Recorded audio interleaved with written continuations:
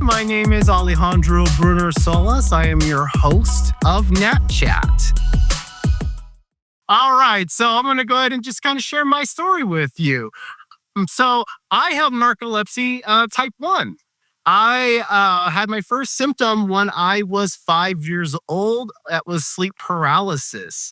You can only imagine. I was like, what the heck is this? Right? Like this kid not knowing what's going on with me. And then so when it was happening at the time, I was a little brother that slept with an older brother because I was afraid to sleep by myself. And I remember that night going to bed with him saying, hey, Rocky, something happens to me where I wake up and I can't move my body. And so if I yell it and try to wake you up, can you help get me out of it? Like literally help me out, move me. And he's like, yeah, whatever, as the older brother would do. Right. Yeah, sure enough, it happened. It happened that night. And that was when I learned you cannot speak. I didn't want to wake up. I was always sleeping until noon. I was considered lazy, not only by siblings, family, but at school. Why is he not paying attention? Why is he failing tests? That stuff.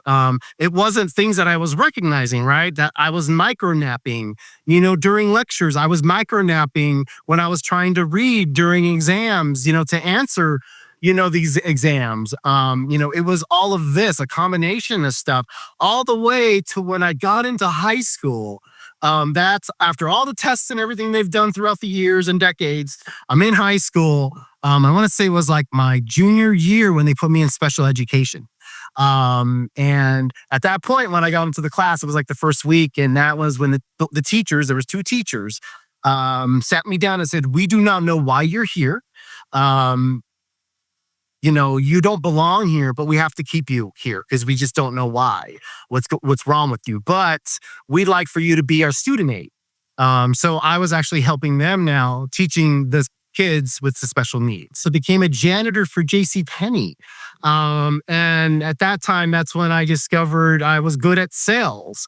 And the reason why that was discovered is because Jim Giorso, the department manager for housewares, recognized that. Because I was I ended up becoming a stock person as well. So I was doing stock. Hey, try the sales floor. I did. It became a success. Next thing you know, I'm a supervisor. Now, the thing, though, that was a challenge for me is, well, how do I become a manager? I want to be a manager of a department. Well, you need a degree. Well, at that time, I had dropped out of college at this point because I couldn't stay. I couldn't focus. It was the same issues I was having, in elementary and high school. And so at that time, it went back to Jim and my store manager, Mr. Oliver, advocating for me, right? Saying, hey, this is somebody that actually has leadership abilities that can do it without a college degree. And sure enough, that happened. I ended up getting my assignment in Carson City, Nevada. Became a department manager, and from there, I had other experiences like that throughout my career. I got recruited by a major medical company called DaVita. They're one of the largest dialysis companies in the world. So I ended up being in HR for them. I was an analyst, HR analyst. I was the only person doing what I was the only person doing what I was doing for the whole organization, which was employee policies and also developing their sexual harassment prevention trainings for their manager. And then I was just doing odd projects, as an analyst, for the teammate relations department. So I was always working with a lot of lawyers. I'm excited about the programs we're going to be offering, for everybody to take advantage of, especially as an HR professional. The Jobs Project, I'm just so stoked about because I, too, was looking for a job last year. And it was tough.